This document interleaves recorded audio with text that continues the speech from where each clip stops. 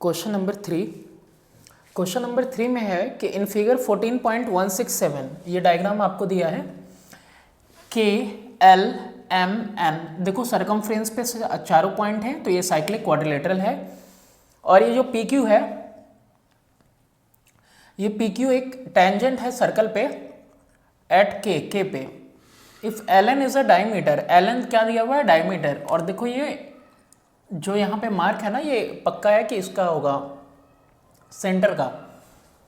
और के L N की वैल्यू यहाँ पे 30 डिग्री दी है, एम एन एल की वैल्यू यहाँ पे 60 डिग्री दी हुई है। डिटरमाइन कहना है सबसे पहले क्यू के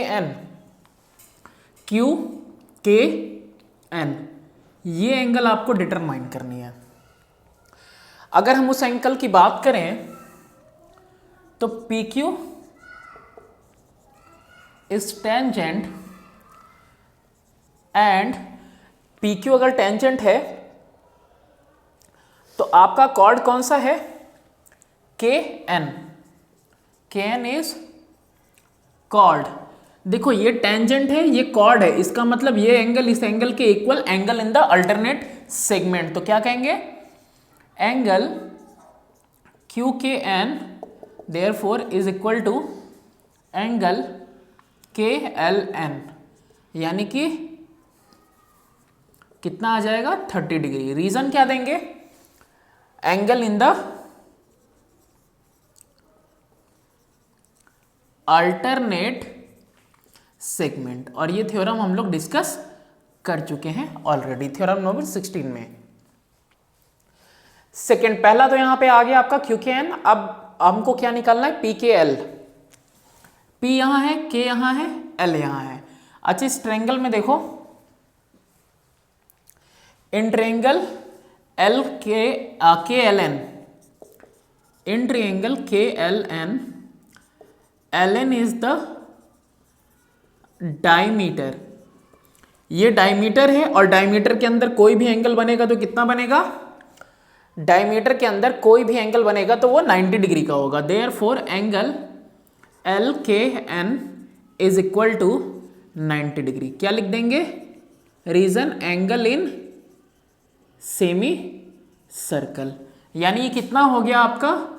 ये आपका 90 डिग्री हो गया। और ये ऑलरेडी अभी हमने 30 निकाल रखा है। तो हमको पी के एल कैलकुलेट करना है। तो पी के एल कैसे कैलकुलेट होगा? P Q is tangent, P Q tangent है, देयरफॉर पूरा एंगल, ये जो पी के एल है plus angle L K N है plus angle Q K N है is equal to 180 degree. Tangent की जगह पे आप स्ट्रेट लाइन भी लिख सकते हो यहाँ पे कि P Q is a straight line. तो तीनों एंगल का सम कितना होगा? 180। एंगल पी के एल हमको निकालना है। एल के एन की वैल्यू देखो यहाँ पे है 90 degree. Angle in semi circle Q K N की वैल्यू हमने पहले निकाली है, वो है 30 डिग्री इक्वल टू 180 डिग्री। तो angle P K L is equal to 180 minus 90 plus 30 कितना आ जाएगा? 120 equal to how much? 60 degree. यानी कि ये जो वैल्यू आई है ये कितनी आ गई हमारे पास? 60 डिग्री आ गई है। अब हमको वैल्यू किसकी कैलकुलेट करनी है? एम की, एल की और के की। एम एल के, यानी ये पूरा एंगल कैलकुलेट करना है। ऑलरेडी मेरे पास ये 30 दिया हुआ है, मुझे ये वैल्यू अगर पता चल जाए तो हम लोग इसको कैलकुलेट कर सकते हैं। अभी देखो एक चीज देखो, पी क्यू क्या है? पी क्यू एक टेंजेंट है, के एल क्या है? एक कॉर्ड है। ठीक, तो सिंस यहां पे देखेंगे P Q is tangent, P Q क्या है?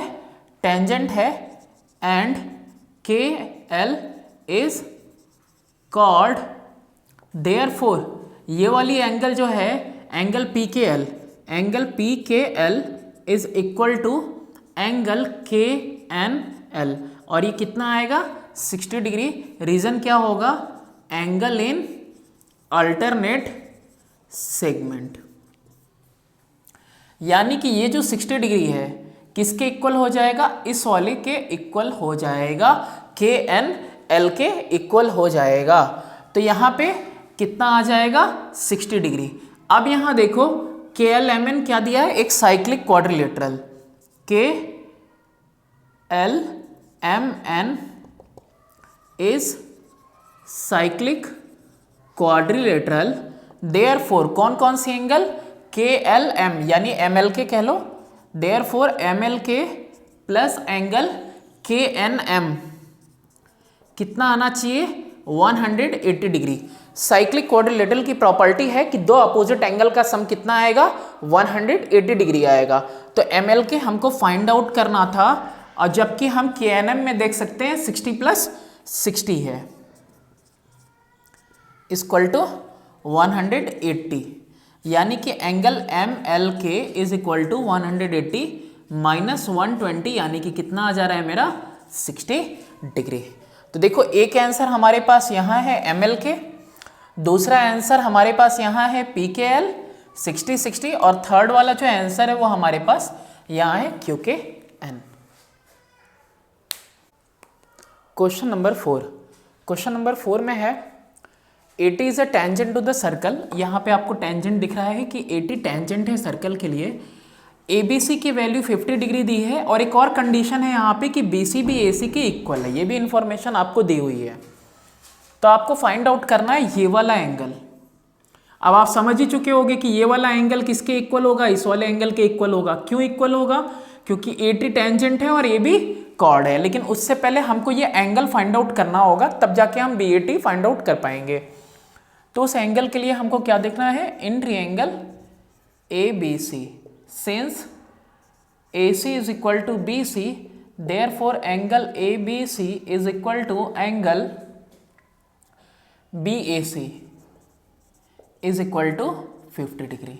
ठीक है, यानी कि जितना एंगल ये होगा उतना ही एंगल ये भी होगा, ये भी आ गया 50 डिग्री। अब कैलकुलेट करना है हमको एंगल ACB। तो angle ABC plus angle BAC plus angle ACB is equal to how much 180 degree. Angle sum property of a triangle, यानी तीनों का सम कितना आना चाहिए 180 आना चाहिए। ये दोनों तो 50 और 50 हैं, लेकिन हमें ACB का पता नहीं। तो angle ACB plus 100 is equal to 180, तो angle ACB is equal to 180 minus 100 is equal to how much 50 degree, sorry 80 degree. ये 80 डिग्री आ गया हमारा ये। अब देखो यही बात थी कि since AT is tangent, AT क्या है, एक टेंजेंट है, यहां से A से T क्या है, टेंजेंट है, and AB is chord, AB क्या है, एक कॉर्ड है। तो therefore angle BAT is equal to angle ACB। Reason क्या देंगे, एंगल इन अल्टरनेट सेगमेंट, ये हमारा रीजन हो गया। और ACB की वैल्यू ऑलरेडी हम जानते हैं, तो एंगल BAT की वैल्यू भी कितनी हो जाएगी 80 degree. Question number 5, question number 5 में है कि in figure O is the centre of the circum circle. ये सर्कम सर्कल है और O इसका सेंटर है, ट्रायंगल XYZ पे सर्कम सर्कल बना हुआ है।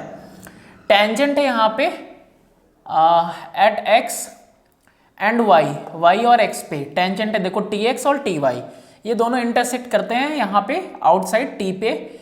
XTY की वैल्यू दी हुई है, कहाँ गया, X की T की Y की, इसकी मतलब वैल्यू दी हुई है 80 डिग्री, और XOZ यहाँ पे ऑलरेडी XOZ की वैल्यू दी है 140 डिग्री। कैलकुलेट करना है ZXY। ZXY का मतलब हो गया कि ये वाली एंगल हमें कैलकुलेट करनी है। तो सबसे पहले क्या करेंगे, इसको हम इससे ज्वाइन कर देंगे। तो सॉल्यूशन लिखते हैं यहाँ पे। सबसे पहले हमने क्या किया है, ज्वाइन OY को ज्वाइन कर दिया। अब देखो XT and TY are pair of tangents, ये दोनों पेयर ऑफ टेंजेंट्स हैं। और तुमने इससे पहले वाली वीडियोस में देखा होगा, इससे पहले के एक्सरसाइज में, कि ये दोनों जो एंगल बनता है सेंटर पे और यहाँ पे दोनों जो आपका टेंजेंट मीट करता है, ये दोनों क्या होते हैं, सप्लीमेंट्री होते हैं। तो angle X T Y plus angle X O Y is equal to how much, 180 degree.